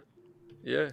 But I think as good as the offense looks to be on paper, assuming health, assuming, Kamara comes back from suspension on point, the defense. Now, The D line is somewhere where I always want to start with because that's how my brain has been wired since I was a child. Is if you can't win on the line, none of that other shit matters. So defensively, we know they still got your man's Hayward. He's still a stalwart on that line. Talk to me about the rest of this Saints defense. What are the strengths? What are the weaknesses? What is if there is a weakness, can it be improved in terms of somebody flashing in their draft class, or just overall is it schematic? Like, talk to me about this Saints defense. So when it comes to the Saints defense, when I'm looking at it, and obviously like I'm not as close to the Saints as I am with the Mm-hmm. Falcons, so I won't be able to give you like as in-depth analysis, but Cam Jordan can still do it at a high level. This is a dude who's pushing to he's sort of like on that fringe Hall of Fame career-wise, and he needs a couple of more like good seasons under his, like really good seasons under his belt, high leverage seasons under his belt to kind of get Right. him into the Hall of Fame. So he's still motivated there at the defensive end. I'm going to be honest with you, I don't know much about Nate Shepard. I don't know much about Kalen Saunders, who's up there. Carl Granderson, he's fine on the other side, but he's nothing that's going to be outstanding. Their defensive line, to me, is kind of weaker than it's been in years past. And you lose David Onyemata, and Marcus Davenport didn't work out. He wasn't very good. You lose your Nope. defensive coordinator. Well, you didn't lose your defensive coordinator because their defensive coordinator is Joe Woods, but Ryan Nielsen was sort of like a defensive assistant last year. Scheme guy, He's getting an opportunity to be a DC. Yeah. So, it's going to be sort of a change there for the Saints. I don't love their defense as much as, especially the defensive line, as much as I had in the past. So I don't think they're going to be able to get after the quarterback as well as they were. Now, you look at the second level with the linebackers. Pete Werner, second-round pick from a couple of years ago. They need him to start kind of developing quick, fast, and in a hurry. Love what Demario Davis brings there in the middle at the middle linebacker spot. And then Zach Bond is a guy they drafted a couple of years ago while I was still there. And he's kind of, again, sort of in that same Pete Werner category of like, okay, young guy, we need him to step up. We're expecting him to step up to do his thing. So that's good. And then if you do you want me to continue like on with like the different levels? You want me to go to the secondary as well? Yeah.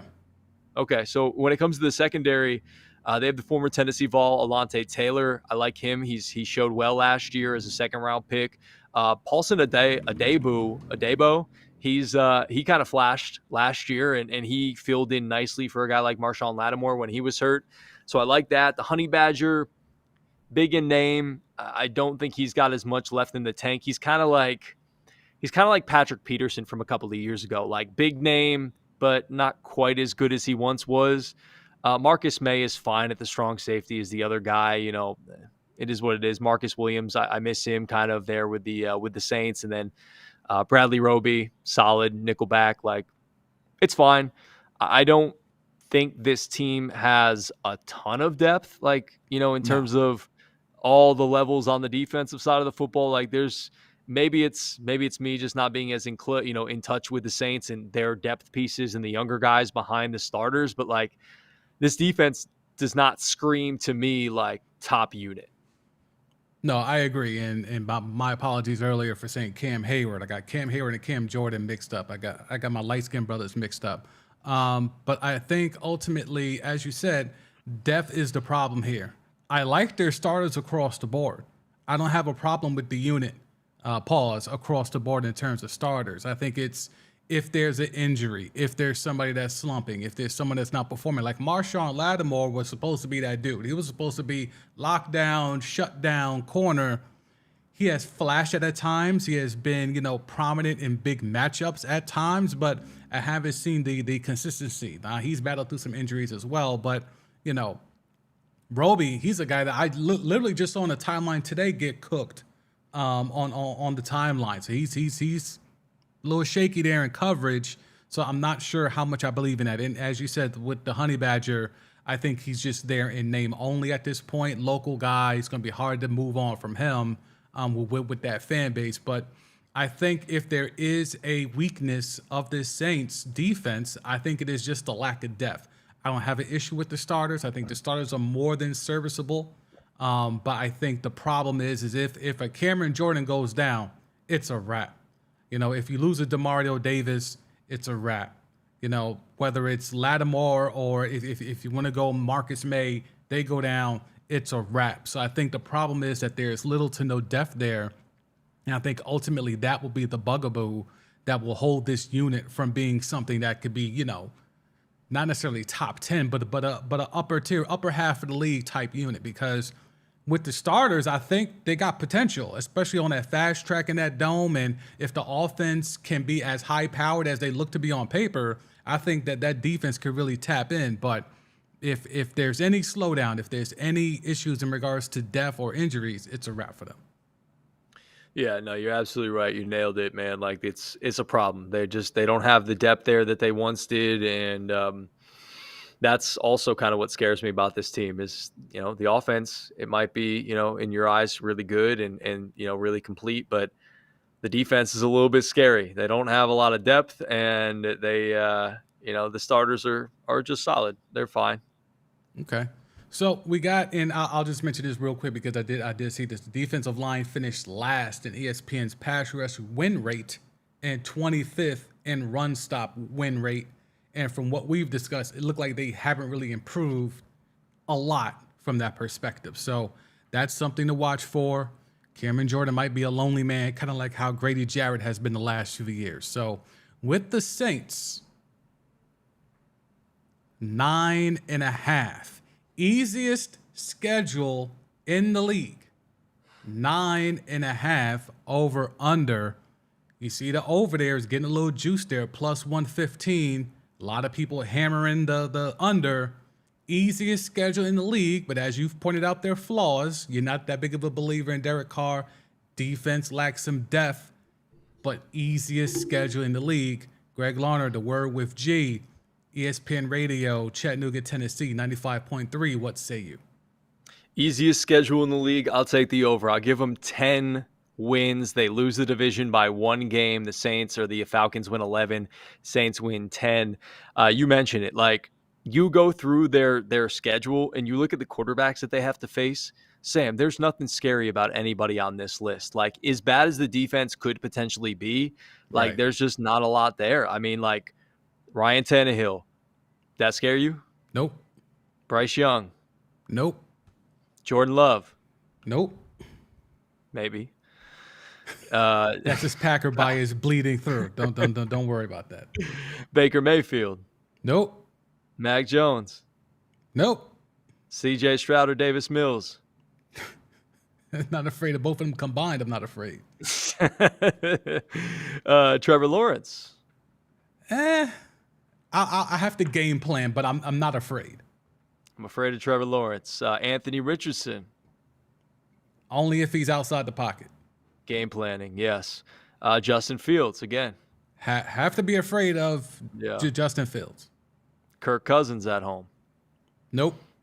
Big step back for the Vikings this year. Big step back. It's a 1 o'clock game. That's his time to shine.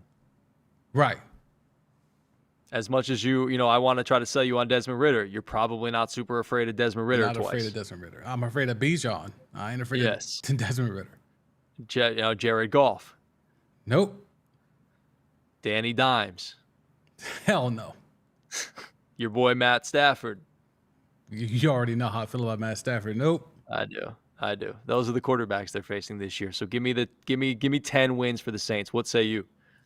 Yeah, I think I'm going to have to take the over here. As much as I want to, that defense does give me pause for concern, I just can't deny this right here. 1-2, easiest schedule in the league. They got the Falcons at 8.5, and now we got the Saints at 9.5. So Vegas seems to favor the Saints to win that division. But either way, I think you can parlay this and feel pretty good about it. I would love to see the juice on that. But yeah, I am definitely going to co-sign that with you. I think the Saints over 9.5. Hit the chat real quick. What we got? What are the people talking about? Greg's not taking a ride in Derek's car. No, he's not. He's definitely not. I haven't heard that one. That's a good one. I like that.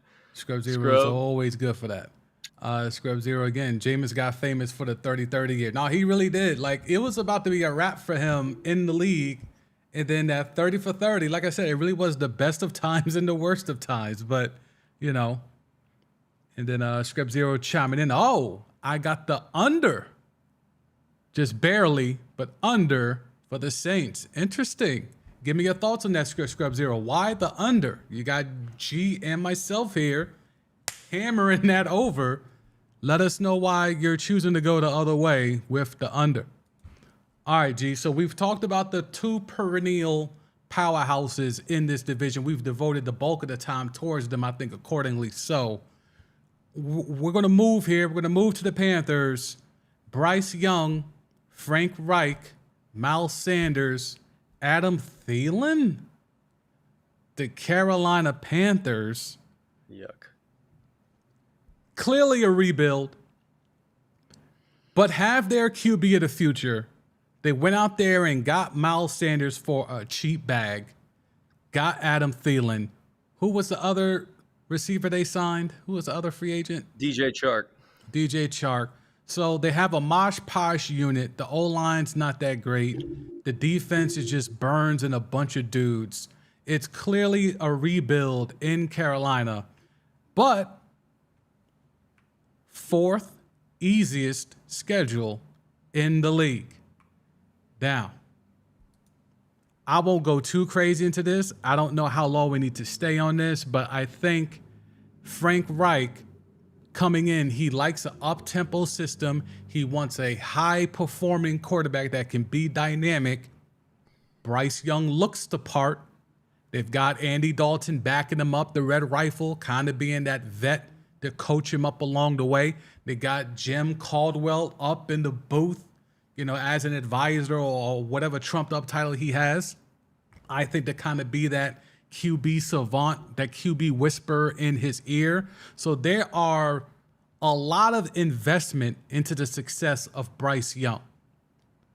What say you when it comes to the Carolina Panthers? We know it's a rebuild, but in terms of putting this amount of vet firepower around him, Andy Dalton, Miles Sanders, Chark, Thielen, Hayden Hurst at the tight end, what should be a realistic goal for this Carolina Panther team this upcoming season? Well, do you want me to analyze what they've got, or do you want me to give you the realistic goal? We spit facts here. Realistic goal. I am not trying to endear myself to Panther fans and give them false sense of hope. We spit the real here. So give them a dose of reality if they need it. I honestly like what the Panthers did this offseason. Like, again, we talked about it with the Falcons, man. Like, what you do with a young quarterback is you try to surround him with veteran players. Now, the veteran players that they got aren't, star veteran players. They're kind of older guys that, the past is, their prime is sort of past them. I don't think DJ Chark is going to be like the same guy that we once saw him maybe in Jacksonville have a nice season. But again, he's a veteran guy. He's been there. He's done that. Adam Thielen, again, he's not going to have the years that he had in Minnesota. His prime is past. But those guys are here to try to help not only Bryce Young kind of figure out the league and things like that, but to bring along a young second-round pick from last year in Jonathan Mingo. They have a lot of high hopes on him. Terrace Marshall, I really like Terrace Marshall out of LSU. Think he could kind of be like a dark horse type of player, wide receiver there that has just dealt with some injuries and things like that. I do like his upside. Laviska Shenault, he hasn't really lived up to his upside there where he was in Jacksonville, and they got him last year. And he's a guy who can do some different things. Like, he's a big body wide receiver. He's not going to be a guy who catches you 100 balls ever, but he's a guy that, he can take an end around or, a sweep or something like that, and he'll catch a couple of balls here and there. Like, that's fine. The offensive line is young, and those are guys that they're looking to sort of build on moving forward. Like, I love Akeem Ekwonu. I think he's going to be a really good, player there. First round pick a couple years ago, and third round pick Brady Christensen and whatnot, and Hayden Hurst. You mentioned him. Ian Thomas has been around for a while. Tommy Tremble's been there for a little while. Stephen Sullivan, formerly of LSU as well, and then Miles Sanders, Chuba Hubbard. Like, they did what they needed to do around Bryce Young, and to make him feel a little bit more comfortable and confident in his ability, and to at least help him out a little bit. Like, they provided him some veterans to help him along the way, because this isn't going to be the best season for the Panthers. Like, I heard somebody yesterday say like they're going to get like 8 or 9 wins, and I'm like, I know they've kind of got a little bit of an easier schedule, but And I love Bryce Young's toughness and Eight or his nine tenacity and his wins. ability to throw off platform and on the run and all that. But like 8, 9 wins Eight, for nine wins. Carolina. Nah. We're gonna have to look at it. Let's like you You go mentioned, let's ahead. spit the Yeah. real here. This is a team that like 6, 7 wins would be a good year for this team. I think that'll be an amazing year. I don't like this. I don't like this roster makeup at all. I'll put up the schedule real quick just so I could just see what nonsense or what man's was smoking yesterday. But let's see. Falcons, Saints, Seahawks, Vikings, Lions, Dolphins. Wait, this is not an easy schedule. That's a rough 6 weeks. Vikings, that's not easy.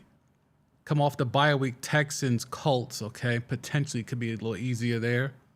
Bears are not going to be easy. Dallas, not easy. Your Titans, not easy. Tampa Bay, Saints, nope, that's not easy. Falcons, not easy. Your Packers, not easy. Potentially. Thank Christmas Eve. Jacksonville 10. This is not an easy schedule. I don't know where to get in 8, 9 wins. Where are those wins coming from? Yeah, I think it's just people like super believing in Bryce Young. It just comes down to He gonna be we're a really one man believing game? him. Like what is?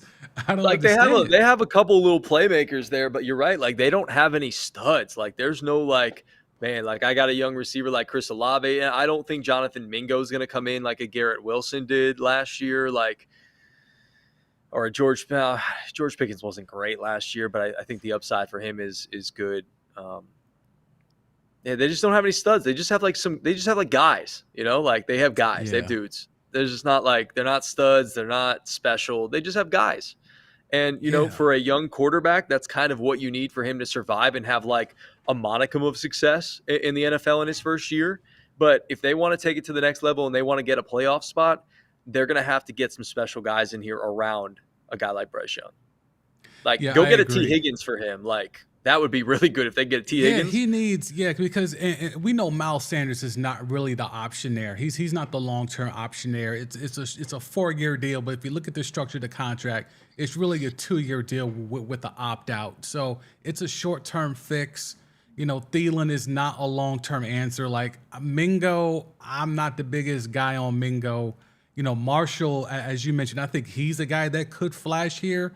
But yeah, I don't want to take up too much time on the Panthers because it's clearly in a rebuild, clearly not a threat to do anything more, but just get into another team's way.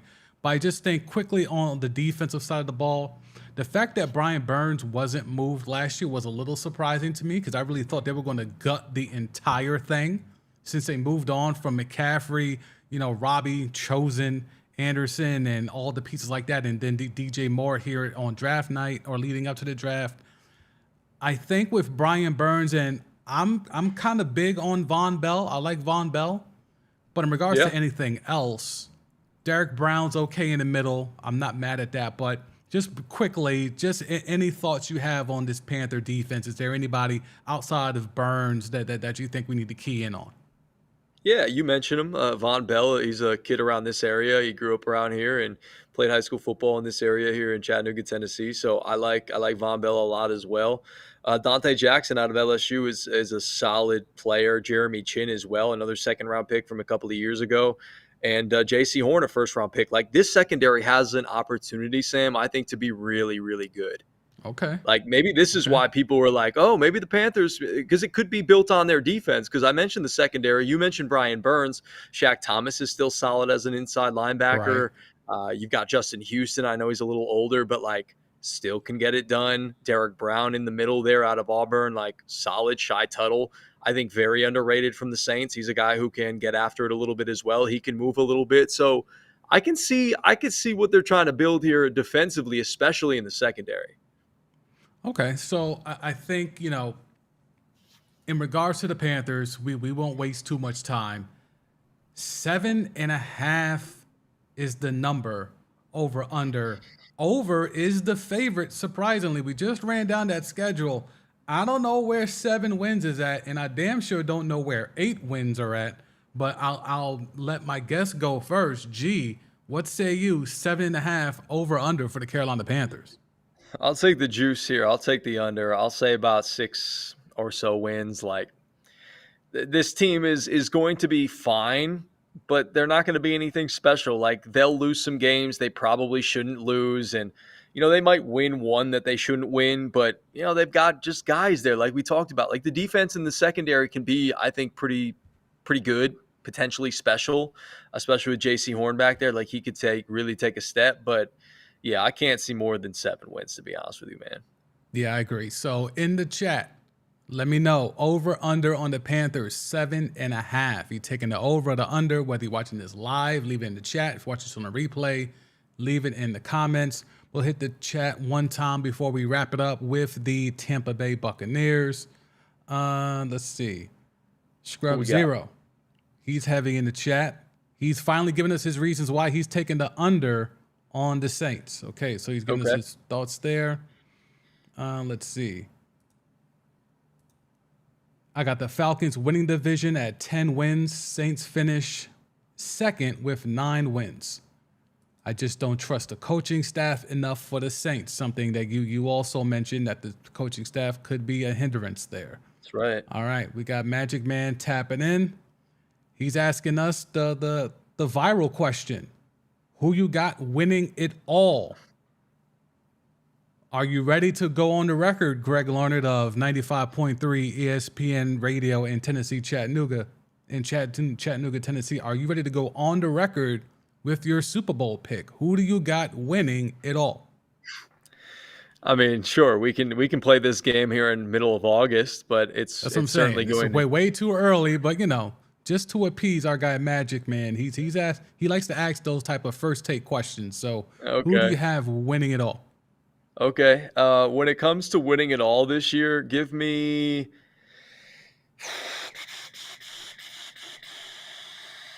I'm gonna go with the team that got there last year and didn't win it. Give me the Philadelphia Eagles. We are sharing a brain. Okay. Hey, you were the one who called them out, and you were dead right on them last year. I remember you did power rankings, and you had the Eagles way up there. So I'll give you a lot of credit on that regard because you saw it before it happened. Yeah, and the scary thing is I think they got better. So it's damn, Jordan Davis, Jalen Carter. What? Yeah. Those are monsters up front. So I'm all right, they got it. And I think they improved with Swift in the backfield over Miles Sanders. So, I'll go with the Eagles. All right, Magic Man. So you got 2 guys giving you a way too early Super Bowl prediction, giving you the Eagles winning it all. And then coming out of the AFC, it's going to either be the Bengals or the Ravens. Okay. Bengals or the Ravens. That's what I'm going to go with. I'll probably actually, you know what? Maybe the Jets, actually. I'm about to say, you've been heavy on A-Rod. You know what I'm saying? Let me take that back. Let me run that Jets, back. Now, Eagles, Super Bowl. Okay. I like it. Jets, a lot of green. Yeah, it's a lot of green on the field and on the uniforms. Okay. Let's see. Magic Man says he's got the Niners and the Bengals. A little old school 80s rematch. I ain't mad at that. No, that's solid. That boy Magic Man. Scrub Zero, I got the under for the Panthers. Yeah, I think I'm taking the under as well. Magic Man's taking the over on the Panthers. Okay. Oh, okay, Magic. Over. I would like to see why or hear why. Yeah. Magic Man, why are you taking the over on the Panthers? Is it because of the schedule or what? Scrub Zero saying he can't wait for next Thursday in the NFC East preview. Oh, yeah. And I have a guest lined up for that one as well. Like G is gracing us tonight. I'll have a guest for that one as well. He's a Cowboys fan, so I'm just giving you fair warning. So just come with all the smoke, because he's a big time Cowboy guy. Magic Man, Ravens ain't doing anything. Okay, we'll see. Me and G will be here to make you eat your words. Yeah, you. Unless Lamar stays healthy. Come on, bro. Come on, Magic Man. Come on, man. You can't do that. You know why? Yeah, you know why he didn't play last year, because he wasn't getting paid. So he's like, my knee. I'm gonna take it a little easy. Worst I'm not gonna training push it back. staff in the league, voted on by its own players. I'm not rushing back. Y'all not gonna mess me up anymore. I'm trying to get this back. Yeah. And he did. And look, they got a lot more playmakers out there. Yes, agreed. Lamar has improved he's improved since the beginning, and you've always given me credit because I was very skeptical about him coming into the league out of Louisville. He was Yep, not good at first. I never was one of these people that was like, "Guys, got to go play wide receiver" or something along those lines. But like, correct. I was like, I got to see him throw the football a little bit more, and he did it. He was able to improve his accuracy. He was able to throw the football, and obviously, he's one of the most dynamic athletes on this planet. So yeah, I'll give the Ravens a little bit of their flowers right now, and I'll say the Ravens, the Bengals, or the Jets are coming out of the AFC this year. Okay, so we'll jump in. I'll do the reverse here. The Buccaneers. We'll start with the over under because I think the Bucks, even though there's not a lot to chew on here, I do think they're an interesting roster makeup.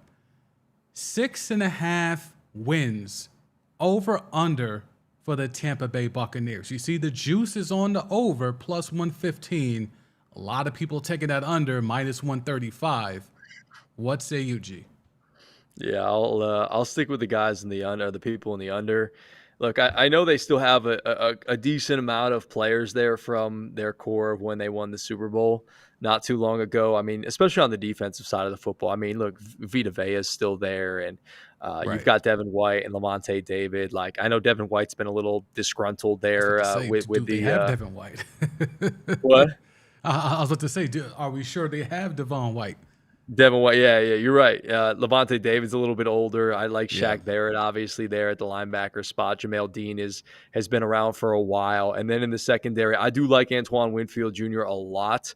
Carlton Davis, Hmm. obviously, has been around for a while as well. Like, their strength is clearly on the defense. Russell Gage going down, I think it was today, Huge. that Yeah. hurt a lot in terms Yeah. of what they want to do from their wide receivers because outside of Mike Evans and Chris Godwin now, like there is not a lot there to chew on, and the tight ends don't excite me whatsoever. The offensive line, it's got some solid players, but I think there's some holes and it can be a little leaky at times. And Baker Mayfield gets a little happy feet sometimes and doesn't trust his looks and his reads. And I know he had a little tiny bit of a resurgent last year, but I'm not ready to buy back into the Baker Mayfield hype. So give me the under on this one. Yeah, I think this roster, with just its starters, has the look of a team that should win 7 to 10 games, just with the starters, even with Baker Mayfield at QB. Because, like you said, you still have Mike Evans, still have Godwin, not much behind him, but just the fact that you got two guys that are top tier, at their position, and the offensive line. I like the offensive line. They don't have a lot of depth there. So I think the main thing is like they have a team that could be 9-8, 8-9, but the problem is that there's a legitimate competition going on between Kyle Trask and Baker Mayfield. Like that should tell you everything you need to know about what lies ahead for the Tampa Bay Buccaneers. So when you look at the question mark at QB, no matter who it is between Trask and Baker, then as much as I don't like to do this, you have to look at, Bowles, Todd Bowles. He's been a great coordinator at multiple spots, but now in his second chance as a coach, with the alleged GOAT in Tom Brady last year, and more weapons that were on this team, Fournette and all that, couldn't really figure it out. Now, whether that was a tank job from the front office, Bruce Arians working his little stuff, I don't know. People are saying things, I don't know. But in regards to Todd Bowles as a coach, he did a horrible job. I just have to call it what it is. I'm not going to sugarcoat it. I've had Alexandra. She's not here today, but she's a big Bucks fan, and she waits. She doesn't hesitate at all to air out Todd Bowles, and she's let us know of how bad Todd Bowles has been. But Todd Bowles, question mark, humongous question mark. Kyle Trask and or Baker Mayfield, even bigger question mark. So it kind of cancels it out that they still have Mike Evans and Chris Godwin and some remnants of a defense that did win a Super Bowl not that long ago. So to your point, G, I would like to take the over just because I think the number is juiced a little bit, but I can't when you have those two big question marks at arguably the most important position in the sport in quarterback and then at head coach. I just can't do it.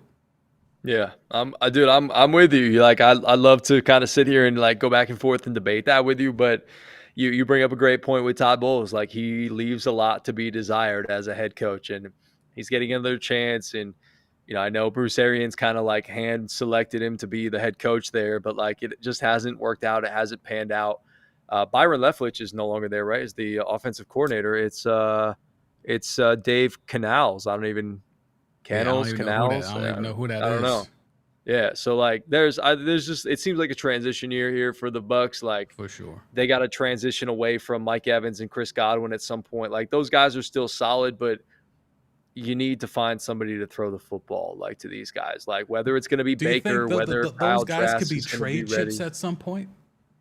Yeah, Do you absolutely. I think believe so. like how the Panthers got rid of Chosen Anderson and DJ Moore? Do you think those two, if they were like, who's a Mike Evans away from like getting a chip? Who's a Mike Evans away? I know that's on the spot, but I'm just thinking, like, as you said, they're clearly in a transition year. It doesn't No, that's a make great sense question. to keep Godwin or Mike Evans. If they were to lobby Mike Evans out there on the block, what contender is a Mike Evans away? Buffalo Bills? I like it. Buffalo Bills, like it. possibly? Gosh. Because, and I don't want to tease, I don't want to ruin the tease for next week, but the AFC East, I think this might be the last year of Diggs in Buffalo. Yeah, he's very disgruntled there. Like, you could tell, like he's Yeah. just not happy. Like, I think he's a very unique guy, and he just doesn't seem to mesh well with Josh Allen. Now, you've said it a lot. I don't believe it as much as you do, but I do believe it to a certain extent that like Stephon Diggs has made Josh Allen to a certain degree. I do believe that Josh Allen went and he fixed some of his mechanical issues and things like that. But the reason I'll never get behind Josh Allen being able to win a Super Bowl is that, one, they don't run the football too much. He plays too much hero ball, and he puts the ball in harm's way too often. He's like a better version of Derek Carr. Derek Carr is like the light version of Josh Allen without the ability to run.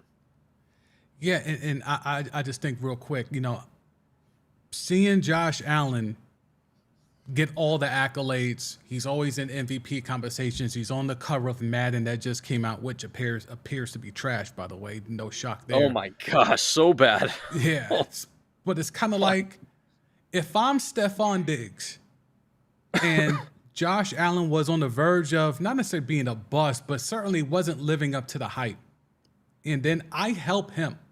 And yes, I get paid, but all this credit just seems to be thrown at Josh Allen without really giving any credit to myself. And Greg, as these, receivers, and especially the top tier ones, they got some diva in them. And sometimes it could work for them, it could work against them. But Stephon Diggs wants his credit. He's not getting the credit in Buffalo. It's all about Josh Allen. Across this league, it's all about the quarterback, no matter how good your wide receivers are. So I think it might be a combination of Stephon Diggs just being Stephon Diggs, but also might be, man, I low-key made this dude look better than what he was looking like. But most people, not you, certainly not I, don't really give the credit to Stephon Diggs like how he should get for the prosperity that Josh Allen has received over the last 2 to 3 years. Yeah, you think if Stephon Diggs wasn't there, like Stephon Diggs was a legitimate wide receiver before he was there, and he was playing with some trash quarterbacks there in Minnesota. Like, if he wasn't there, Josh Allen would be a good quarterback.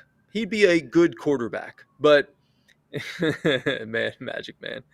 I love Justin Tucker, man. He's the best in the league, best in the planet at kicking a football. But yeah, if Stephon Diggs wasn't there, Josh Allen would be a good quarterback. He wouldn't be considered a great quarterback. Like, he's a dude that needs a top level wide receiver to really help him out, because they don't run the football. Like, they don't run the football with anybody else except for him. Like, I hope that changes this year with James Cook. Like, I hope they give him a legitimate chance, but like, you got to take a little something off of Josh Allen's plate. Like, not to get too far into the AFC East. I know you're going to preview that, but Yeah. Monday. Yeah. So Yeah. I mean, I think ultimately, the Bucks are certainly in a rebuild. Both of us are taking the under. I don't want to waste too much time on that. And plus, I know you have to go in a bit here, but I think ultimately this division, I think, it's going to be very exciting for a lot of different reasons. So to summarize this whole division, we got the Falcons and the Saints as the top two teams. Greg favors the Falcons by a good deal over the Saints.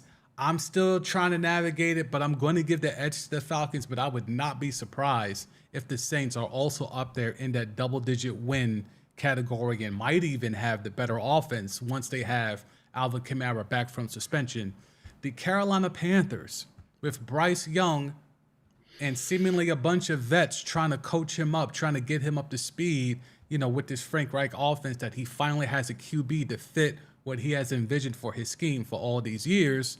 And then we have the Tampa Bay Buccaneers, who lose Tom Brady, they lose Fournette, they lose a bunch of dudes, and they have the kind of skeleton remains of what was a Super Bowl winning team not that long ago. So I think the NFC South brings a lot to the table, be very exciting. There are definitely some red zone teams in here. I think obviously Falcons and Saints, but Panthers should be a red zone team, a team that will bring a lot of excitement. They got some fantasy names. I don't know if you're going to be taking Adam Thielen, but probably maybe Miles Sanders in the, 10th round or whatever the case may be. Bryce Young, I don't know what type of fantasy impact he could have. Maybe on a bye week if you're really struggling. But, in terms of just excitement, I think the Panthers will be exciting. But real quick, fantasy-wise, what do you do with the Bucks receivers? Is Mike Evans a top 15 receiver in fantasy? Being that he might have Kyle Trask or Baker Mayfield throwing him the rock? No, I don't think so, man. Like I've heard sort of like mixed reviews on these two guys. Like I've listened to some people on Sirius XM, like fantasy sports radio, and some people are like, Mm-hmm. I'm higher on Godwin than I am on Evans. And then I turn around and I hear somebody else, much higher on Evans than I am. I'm really out on Godwin. Like I don't really know what to think about these guys. Like I personally like Chris Godwin probably better. To me, he's a safer play than a guy like Mike Evans. Mike Evans seems like a boomer bust guy because he could catch 3 passes for 110 yards and a touchdown. But Chris Godwin, like he could be sort of that security blanket for a Baker Mayfield or a Kyle Trask that could just work over the middle, catch you like 8, 9, 10 balls in a game and catch you like 70 yards. Like to me, that is probably the safer fantasy play. And I've always sort of been a little bit more slighted towards Chris Godwin. And especially when you don't have a dynamic passer, it's probably going to be a little safer to go the Chris Godwin route than to deal with the ups and downs and the roller coaster ride that's going to be Mike Evans this year. Yeah, I think that this year in fantasy is going to be a very interesting year because there's a lot of big names, but I don't know if they're going to give you big time production to back up their big names from prior years. So we'll hit the chat real quick before we wrap up here. Magic Man saying there's a lot of pressure on Lamar. I mean, that's basically every year with Lamar, but certainly this year, the naysayers want Lamar to fail. You got the bag, you got weapons. They want to see him fall on his face so they could say, I told you so. Y'all gave him the bread, y'all gave him all the weapons, and he's still out here basura. They are going to be waiting in vain for that man to have a 3-pick or a 4-pick game or to throw a big pick in the end zone in the fourth quarter. They're going to be waiting for anything to pounce on Lamar. Scrub Zero, I got the under for the Bucks too. I hate their QBs, but I would run the risk of Trask as the starter over Faker Mayfield. Okay. I mean, I don't think Trask is your long-term answer there either. Let's see. Magic Man, this is about Lamar, I'm assuming. He now has a contract, playmakers, and an actual OC, and the best clutch kicker ever. If he stays healthy, this team should be legit. Right. So we're saying they should be in the Super Bowl. You were the one saying, if Lamar is healthy. Yeah. So no excuses. Okay. Then he's going into basketball. Yeah, We'll he's skip kind that of for like now. playing both sides here. Yes, for sure. Magic For Man. sure. Where Hedging the will bet. Diggs go? If Diggs leaves, where will Diggs go? I have no idea. Whoever will pay him. That's pretty much, he's a mercenary at this point. If you need a number one wide receiver, I'm here if you pay me. Thinking about rethinking about the Mike Evans question, like I know the Chiefs can clearly win it without a guy like him, but like the Right. Chiefs lost Juju and he was their number one receiver last year. They really haven't gone out and replaced him. Maybe the No Chiefs love for could use a guy Kadarius like Mike Tony. No Evans. love. No love for No love for Kadarius. Kadarius. That dude steps on the field, he looks at the field, he gets hurt. Like Oh I man. just don't believe in that dude. Like the upside potential could be there, but like the dude can't stay healthy whatsoever. I don't believe in it. Sky Moore, it seems very undersized. Marquez Valdez-Scantling, a stiff breeze can blow him over, although he's fast as the wind. And then obviously Right. there's Travis Kelce. Like Right. Isaiah Pacheco's a nice playmaker, but you throw Mike Evans out there, like I think that would be a really nice It'll be scary. addition for a guy. Yeah, it would be Very really scary. nice addition for a Yeah. guy like Patrick Mahomes. Scrub Zero, Diggs looking for that escape route from Josh Allen. I agree. Magic Man, Madden is always trash. I mean, it wasn't always trash. Certainly over the last 5-6 years, it's been trash. It's basically been roster updates. I've jumped off the Madden bandwagon. I haven't played Madden in so long. I haven't Yeah, bought a bro. Madden game in so long. I got PS5 and they had a promo deal where it was like $20. I just copped it, and after like a month or two, I was like, "Yeah, I'm good." I never touched it ever again. Like, it really doesn't make a lot of sense to keep playing unless you're getting paid. You're getting paid to play video Yeah, games, then all yeah. right, go ahead and drop $100 for some Madden. But You know, I'm not a hockey guy per se, but I loved the NHL NHL, game. yeah, Yeah, I heard NHL, great NHL. things. Yeah. Yeah, I might have to spin the block on that, see if I could cop that. Let's see what else we got. Magic Man Diggs is a bit of a diva. Yep. Were you a FIFA guy? Do you like to play FIFA? I do like FIFA. The problem is it's kind of fallen into that Madden territory for me, where it's kind of like I gotta buy this shit every year. Like, can I just like the game and Update just the keep rocking that? rosters? Yeah, just update my roster. Give me a roster Nah, update. dude, And you got to go they don't make deep the money. into the internet to find those roster updates because EA is not going to provide it. So, and then it gets weird. You're on the dark web, and yeah, Yeah. No, things can go I never left. really got into FIFA. I do though, however, play this little football like soccer game up on my phone, and Yeah. I'm not going to say I'm addicted to it, but I really like it. Like it's a nice little competition thing. Takes you like 5 minutes to play a game. Like you play people from all over the world. Like it's cool. You build up a little team. It's called mini football. It's a good little Okay. it's a good game. I've been hooked on it for a little while You're now. hooked on it. Okay. Yeah, that and Uno. Uh, I love playing Uno. yeah. Uno's always clutch. Now, are you a Yeah. stack guy? Do you stack? Do you play Yes. stacks? Okay, it's very Yeah. controversial in certain I know. I certain hear it. walks of life. You know what I'm saying? So Are I'm you? pro stacks. I Okay. know culturally I should not be, but me and my peoples, it was always stacking. You can drop a double reverse. You can stack wild Yep. fours on the draw twos. You could do all that wild shit. But I know some people are purists to the game, but nah. Magic Man Diggs gets credit. Are you kidding me? Where does he get credit? He gets credit for what? He gets credit for being a top receiver. I don't think he gets credit for putting the Bills back in relevancy, being credit for putting the Bills back and being a contender. They just give it to Josh Allen. So I will agree to disagree with that one. I'll scroll Yeah. down here as we're about to wrap up. I know GG got to go here in a little bit. Just want to make sure we get any relevant comments out here. But yeah, Josh wouldn't be who he is without Diggs. Okay, so then you see the vision. Max, I mean, Magic Man is playing both sides of everything Yeah, today. yeah, he tends to do that. He tends to do Hedging that. big. Magic Man, but Diggs does get his roses. I went to Buffalo before this past year, and I've seen a lot of Diggs jerseys, probably more than Allen jerseys. All right, well, I mean, that's something. Tell that to the national media, though. Fortunately, I keep seeing, Josh Allen in MVP, consideration, and he hasn't really looked the part in all the years that they've tried to force an MVP. He's kind of like Luka in the NBA. They keep trying to make him an MVP candidate, and he never lives up to it. Same thing with Josh Allen. Scrub Zero, what's left of the Bucks? Yep, not that much. Fantasy, Scrub Zero, take no Bucks receivers because them QBs are sorry. All right. Scrub Zero, good having Greg on. Got to have him on again, of course. There you go. Greg is our Hell guy. yeah. He's Let's been in do the it. chat a few times. We were trying to get him for draft night, but we couldn't get the tech figured out. But it's all good. We got it Uh, now. yeah, so we're good now. Let's see.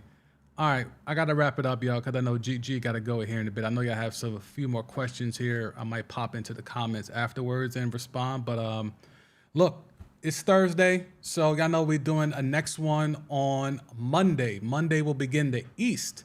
So AFC East on Monday. Next Thursday, the NFC East. So Greg has a channel here on YouTube as well, so I will put that in the. Matter of fact, G, what's your name on YouTube? I think it's just at Greg Larnard. And Greg Larnard. All right, I will I think put it's that in the I chat. think that's what it is. Let me just double check. I put a lot of the stuff that I do up on our ESPN Chattanooga YouTube channel. Yeah, it's Got at you. Greg Larnard 317 for whatever reason. 317. All right, I wonder if I could so change that you because should I be don't able know why to, it's but I'll at I'll drop that 317. there for now. Y'all can Cool. tap in with Greg there. Subscribe to him over there if you have the chance. Always appreciate the love. Magic Man, the Josh Allen and Luka take was spot on. Thank you. I might have to make a Yeah. short out of that. So I like that. Yeah, you should. I like that a lot. That is definitely a good take. They're like kind of one and the same. All right, they're always an MVP combo and at least the favorites to win, but they never do. All right, cool. Well, Magic Man, thank you for pulling up. Scrub Zero, as always, thank you for pulling up. I think Abdiel was in here earlier. So salute to all of y'all who were able to pull up and tap in with me and Greg Larner, the host of The Word with G, ESPN Radio 95.3 out there in Chattanooga, Tennessee. If you want to hear more of me and G, besides when he's on this platform, every Wednesday, I go on his show, and for an hour, it's called the DL segment. We tap in, Dusenberry Larnard segment, and we go over all things NBA, NFL, whatever's going on, college, SEC stuff. So if you want to tap into that, make sure to follow Greg on the socials, me on the Elon app. We always tweet the stuff out. We put clips up and all of that. So always a good time with my guy. Greg, thank you so much for making your maiden voyage visually here on Timeline T. Glad we could figure this out. Glad you could take some time with me tonight, man. Thank you. Of course, of course. Next time we got to get more ladies to pull up because this should be almost illegal, and you should have to pay for this level of I sexiness that you're agree. I getting mean, on you the screen. got, Captain Tip American, this Black man. Panther right here. I mean, Tip this man. yeah. So, Hit that tip jar. Hit the like thank button. you. Subscribe. Appreciate that. 5 stars, Appreciate that. nothing less, man. Nothing This dude less. You knows what already he's know. talking about. Yeah, Always great time, appreciate the love, Sam. bro. Yeah, man. I love doing this. We should definitely. Did you do the AFC South yet? Yes, that was last week. Last week I had the AFC South. Yeah. Yeah. Dang. So, Well, we're going to do that. if we have any Titans fans or anything like that, check out the show. Like I said, we talk For Titans a sure. lot. We talk Falcons a lot as well. So if you like the Falcons takes, come on. We'll get you right on the Word with G, noon to 2 Eastern Standard Time, There you up go. on ESPN Chattanooga, the app, ESPNChattanooga.com. And again, hit me up on Twitter and all of social media at Greg Larnard. I can't thank you enough, Sam. It's always good to be on this platform with you. Share the airwaves, share the streaming verse, whatever it may be. It's always good to chop it up and talk some sports, man. It's all the listeners, the chatters, everybody that's contributing. You guys, we do this show for you guys. Otherwise, we're just two dudes sitting here with mics just chit chatting. So we appreciate Yes, sir. everybody pulling up and being a part of the show because we really do appreciate the feedback, comments, all that good stuff, because we're just trying to put out the best sports content that we can, and real sports content. Like we're not going like, That's hey, the key. man, so like, look, like, hey, you're gonna take that team under. Right. I'm gonna go over. Like, no, Right. like we're just giving you If exactly we what we agree, think. we agree. That's it. Yeah, There's no made up shit here. It's all authentic sports talk, real sports talk. And we always appreciate the feedback. Scrub Zero's been a big supporter here, and I always appreciate him. He's a creator as well. He's also from up north here in the NY as well. So always out. want to see people here locally get on, because as me and Greg know, it's hard to get on locally in the professional space. So these types of spaces, YouTube, we could create, do your own thing. This is the wave. Creators, this is the wave. Independent, do it your way, blow up your way, then they'll come and throw the bag at you. So, G, thank you so much, man. Tap in with Greg on all his socials. I'll have his stuff down there in the description. And yo, I appreciate it. I will check y'all. I'll have some clips throughout the weekend, but another live stream, Monday. AFC East, little Jets, little Dolphins, more Stephon Diggs stuff Monday. So I'll holla at y'all. I might have to pull up there and talk a little Aaron Rodgers. Be in the chat. Let's go. Yeah. Or if you want to throw on the camera, we can run it back. Yeah. Let me know. All right. Appreciate that. So for Greg, I am the Sam D, aka Sam Dewsbury Jr. I will holla at y'all on Monday. Peace.